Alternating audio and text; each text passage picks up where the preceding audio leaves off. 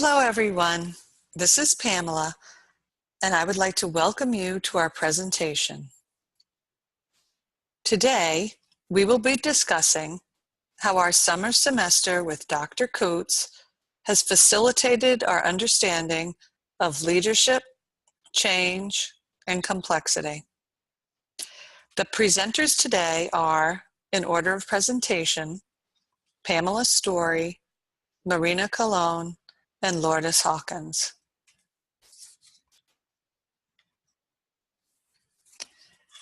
Reflecting on this course, we have realized that complexity is everywhere, meaning that life is complex, making policy is complex, interfacing with coworkers is complex, decision-making is complex, change is complex, implementing change is complex, all human interactions are complex,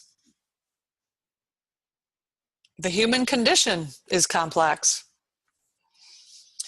Recognizing and understanding complexity puts you in a non-judgmental place. What we mean by this is that everyone has their own personal complexity.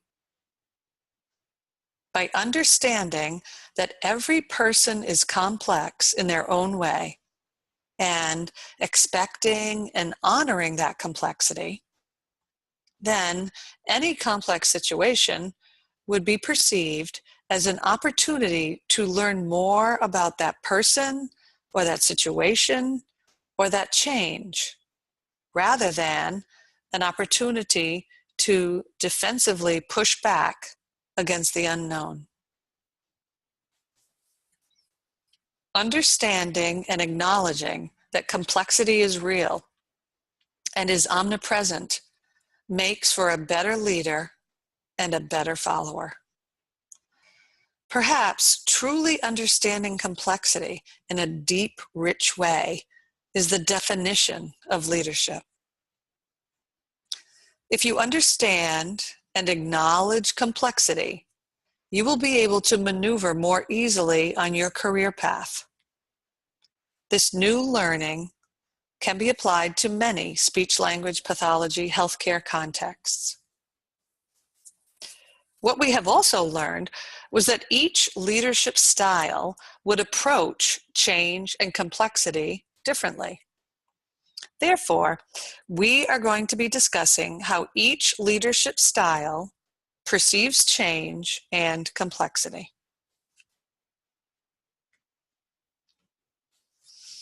Our presentation consists of the following. I will begin by using the leadership theories as our guide to discuss how each leadership style would perceive and understand change and complexity. We chose this method of explaining since it lends itself to understanding the various leaders we may encounter in our careers, and synthesizes the change complexity information in a meaningful way. Next, Marina will explain a real-life workplace example of a change initiative and its complexities. Then, Lourdes will discuss the resources that are needed to implement change, as well as the obstacles that can get in our way of making change. And she will identify the strategies that are needed to overcome the obstacles. And finally, Lourdes will share our team's overall reflections of the course materials, the resources and strategies that are needed to enhance our personal leadership, and how our learning has changed us as leaders. This will then be followed by our personal timelines.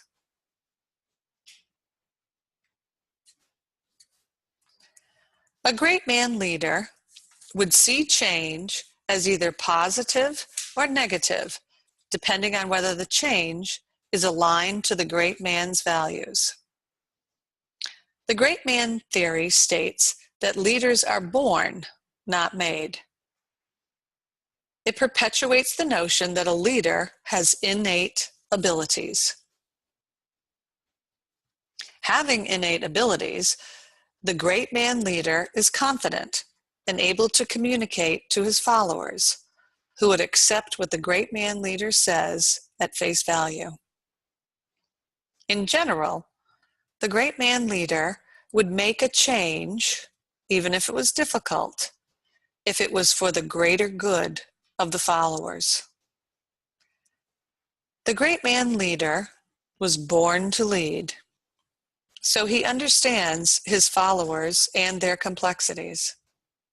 He respects complexity as part of his burden as born leader.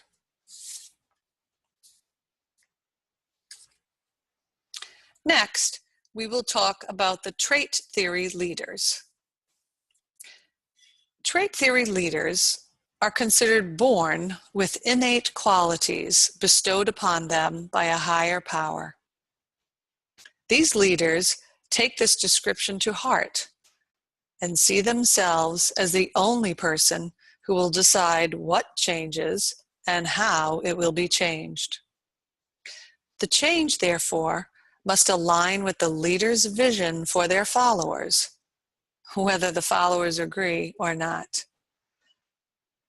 Because of this godly status, this leader will assume followers will blindly follow the change action plan. This leader denies complexity, since only his innate qualities are considered important. This leader trusts himself alone to make the best decisions, since his leadership characteristics transcend this earth.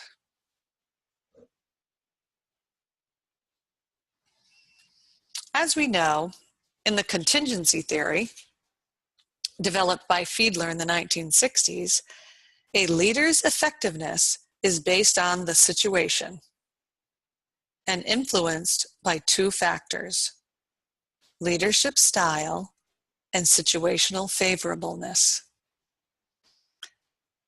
This leadership theory lends itself to change, since the leader would be chosen based on the particular change situation, virtually a match made in heaven. Fiedler identifies two types of leadership styles in order to match the leader to the favorable situation: the relationship-oriented leader and the task-oriented leader. Relationship-oriented leaders will manage the change without much conflict, since they will use interpersonal connections to avoid and manage conflict surrounding the change process. Task-oriented leaders will be quick to organize groups around the change and create a list of tasks to complete. So followers will focus on the list, not on the upheaval of the change process. The chosen leader would understand the complexity of their groups who trust their leader, thus making the change situation a favorable one. The chosen leader understands the complexity of the situation and would have been chosen based on their abilities to use a task-oriented style or a relationship-oriented style.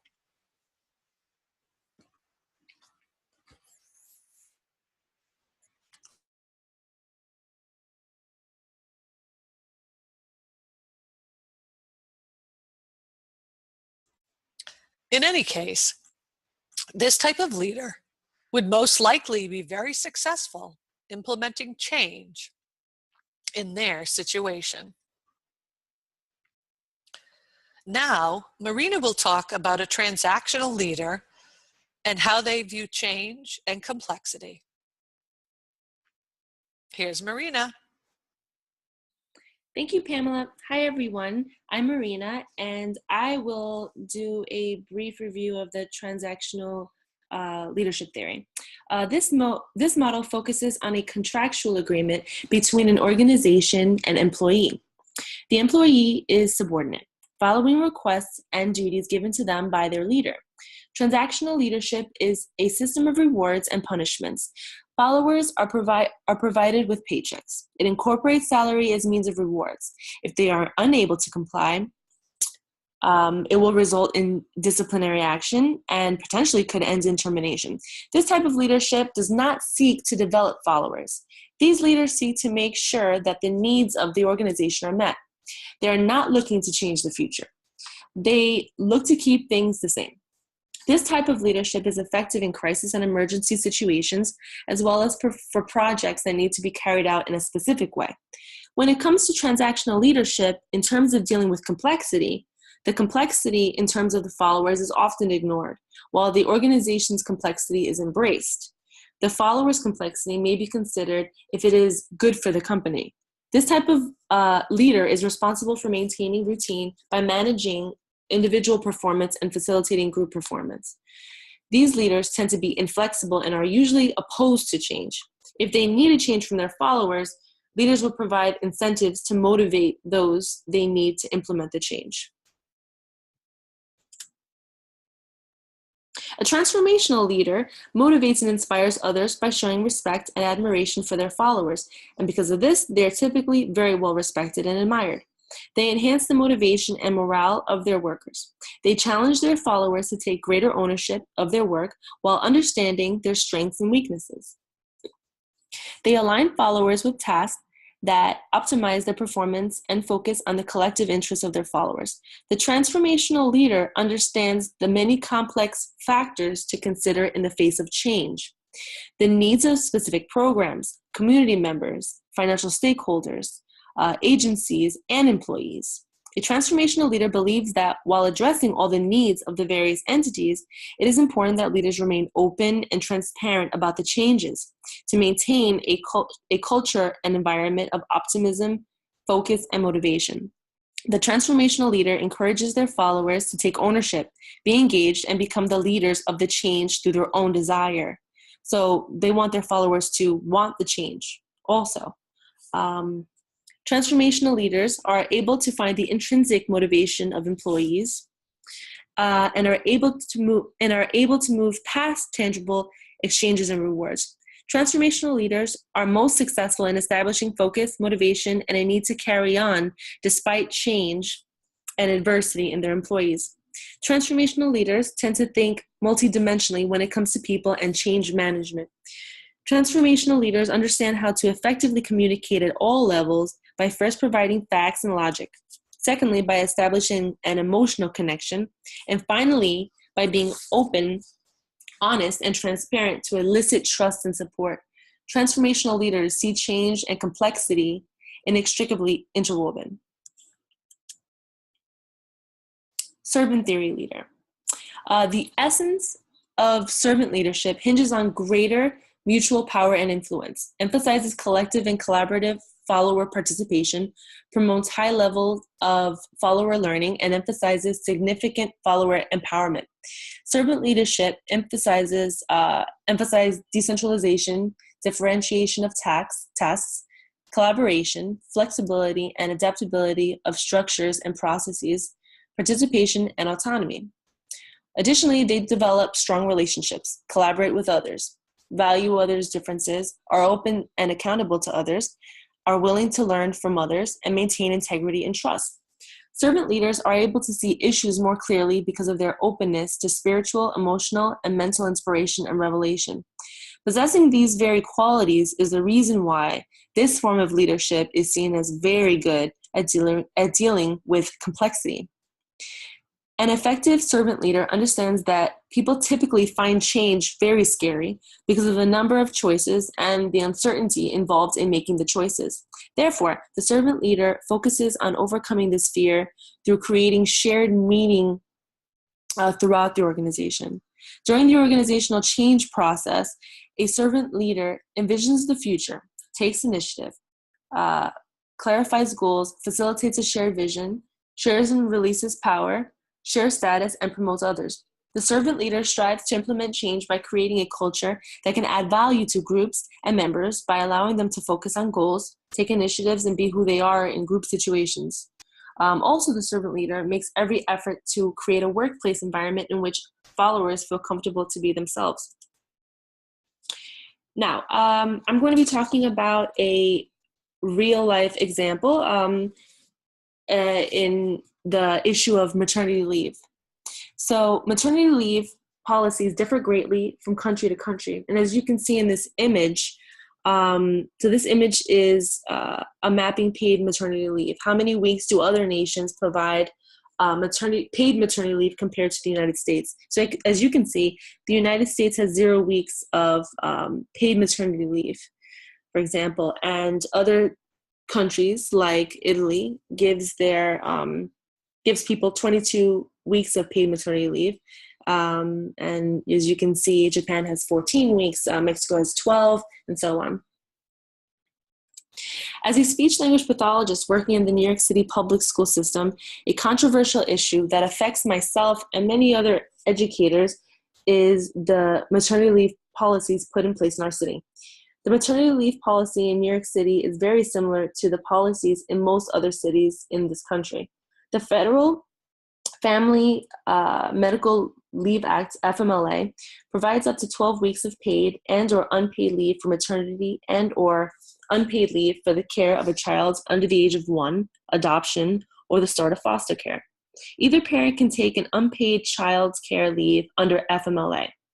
And employees eligible for FMLA, if they have worked a total of at least 12 months as of the date that the leave commences and 1,250 hours over the previous 12 months. The healthcare benefits continue during an FML leave. The Department of Education must take you back after the 12 weeks of maternity leave. The weeks taken off after a baby is born must be taken from the employee's sick days. If the employee does not have sick days accrued, they'll be forced to take time off unpaid or lessen the time spent with their newborn baby. It is a very sensitive topic as it causes much distress to parents who want time with their newborns. Recently, there have been negotiations to change the maternity leave policy. In fact, this year, New York City Mayor Bill de Blasio signed a personnel order to provide paid parental leave policy to approximately 20,000 New York City employees, putting the city at the forefront of city and state policies around the country. The personnel order provides 6 weeks of paid time off for maternity, paternity, adoption, and foster care leave at 100% of salary, or up to 12 weeks total when combined with existing leave. This new policy brings New York City in line with the most generous localities in the country, which are Austin, Texas, and Pittsburgh, Pennsylvania. The city is also negotiating with its municipal unions to extend the policy to their covered employees as required by collective bargaining rules. The complexities of this issue are great in that there are many parties involved that are impacted in the change of these policies. We have the parents of newborns who want to stay home as long as possible but are worried about their finances. We have employers who need to cover their employees when they go on leave. We have the union and the school committee that have their own fiduciary responsibilities to their constituent needs. For example, there are financial issues that would arise for a city that would be paying for non-use of sick day maternity leave. As you can see, this topic exemplifies complexity. The resources that are needed to create a change in this specific issue of maternity leave are motivation of those trying to implement the change, a time commitment for these people trying to implement the change, money to pay people who are not working, so money to pay the employees who are on maternity leave, funding, political will to stand up to naysayers, so the people that are against this change, substitute teachers to replace those on leave, and union backing. There are many obstacles when trying to make this change, such as union opposing the issue, which is a big deal. If the union doesn't support the issue, then we can't really get that far. Fiscal conservatism, and if the school committee disagrees.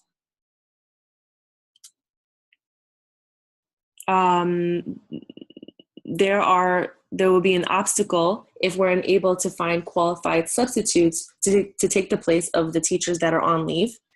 And incremental changes are made over time instead of sweeping large changes. So of course we want these large changes to take place, but usually changes are incremental and made slowly over time.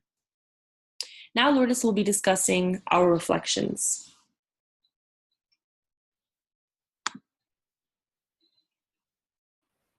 Hello, everyone. My name is Lourdes, and I will be presenting our team's overall reflections on this course, as well as our personal timelines and how we believe our learning has influenced our performance as individuals. Overall, we believe that leadership is complex and ever-changing. Despite the different leadership theories and styles we have learned during this course, it is our belief that certain styles lend themselves to different environments. And as a result, an effective leader must understand the differences between the leadership frameworks. As mentioned earlier by Pamela, this course has provided us with an opportunity to learn about the various frameworks and the complexities within. Based on my personal experiences with various organizations, such as public schools, private schools, nonprofits, and state programs, it seems that the trend of leadership in healthcare often follows a transactional leadership model, in which organization leaders are often concerned with productivity and reimbursement. Through our learning in this course, we are now better prepared to become leaders that inspire others while facilitating the growth and development of healthcare organizations.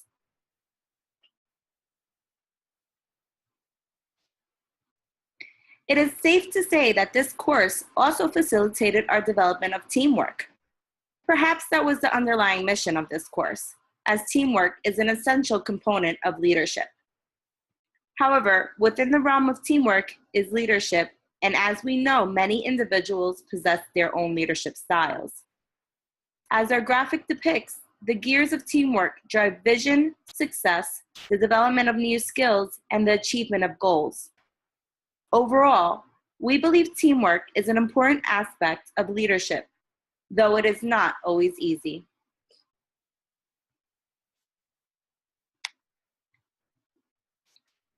Our discussions about policy development and identifying policies that need change were also an essential component in our quest to become more effective leaders. One concept to consider during policy development is Porter's 5 competitive forces. Porter's 5 enables us to look at the various components that drive policy development. In Marina's real-life example of maternity leave, policymakers had to analyze the impact of the proposed policy. For example, when determining the need for policy change, it was likely determined that the new policy would lend itself to the city's bargaining power for employees and the strength the city now has amongst their competitors.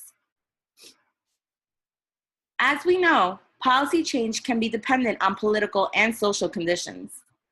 In our opinion, incremental changes are easier to manage, especially when working with individuals who have been with an organization for quite some time. However, paradigmatic changes may be necessary when a substantial deviation from the equilibrium is necessary, and when complete overhaul of policies and regulations need to be accomplished.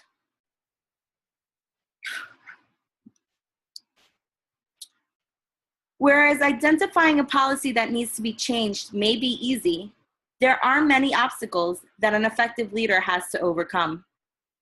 Obstacles such as financial logistics, implementation, psychological, letting go and accepting change, and weighing the incentives can take a toll on an effective leader. In Pamela's personal experience, she had to overcome these obstacles when determining whether to close her private practice in order to spend more time with her children, or to continue her private practice and foster the relationship she had with her children in the little amount of time that she had.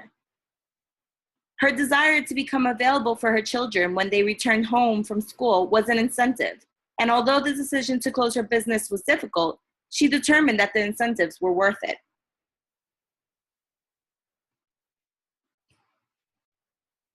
As a team, we believe that change is inevitable. As followers, we must learn to accept change and understand that nothing remains stagnant. However, as leaders, it is our responsibility to ensure that we facilitate those we lead in the process of change. Lippitt's phases of change theory was designed to facilitate leaders with this process. The 7 phases help leaders along the continuum of change and expand on Lewin's 3-step change theory. Lippitt's phases include diagnosing the problem, assess the motivation and the capacity for change, assess the resources and motivation of the change agent, choose progressive change objects, and develop action plans and strategies. Identify the roles of change agents, maintain the change, and finally, gradually terminate from the helping relationship. Personally, Lippitt's theory is a method I would choose when working with complex organizations, in which gradual and detailed progression needs to occur in order to maintain the relationship amongst leaders and followers. Although our readings discuss the social cognitive theory, a theory that we are constantly using with our own clients, I would find it difficult to use this theory solely when implementing change amongst colleagues. However, the social cognitive theory could be used in conjunction with other strategies.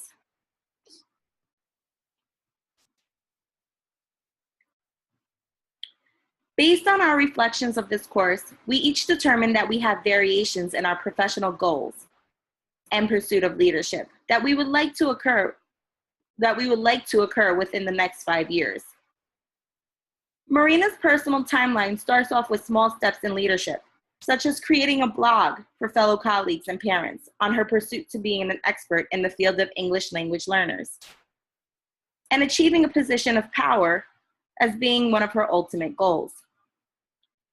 Pamela's leadership aspirations begin at the business level and vary from becoming an author and a member of this board of Special Interest Group 16. I myself would like to complete my doctoral degree and become involved in ASH's grassroots program, while continuing to volunteer abroad and network with different organizations. In order to effectively achieve our timelines, there are specific strategies that we have decided will help us pursue our goals.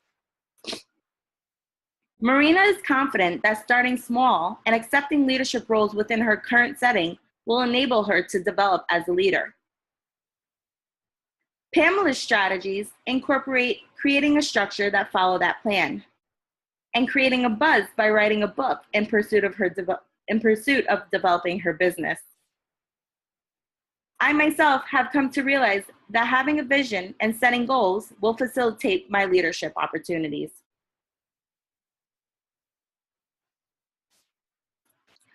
Overall, our learning in HS 750 has already begun to influence our performance as individual leaders.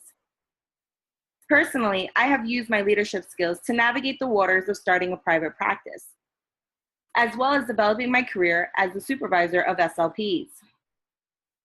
Understanding the nuances of leadership has enabled me to better understand my administration, as well as my colleagues who rely on my support as their supervisor.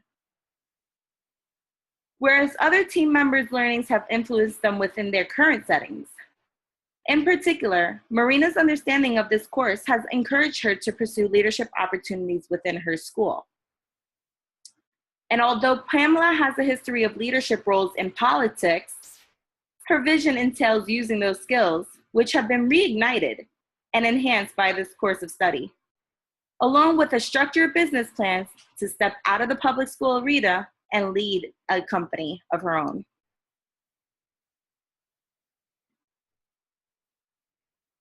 We hope you have enjoyed our presentation and have gained insight as to how HS 750 has facilitated our understanding of leadership and the aspects of leadership taught to us this semester. Thank you and have a great night.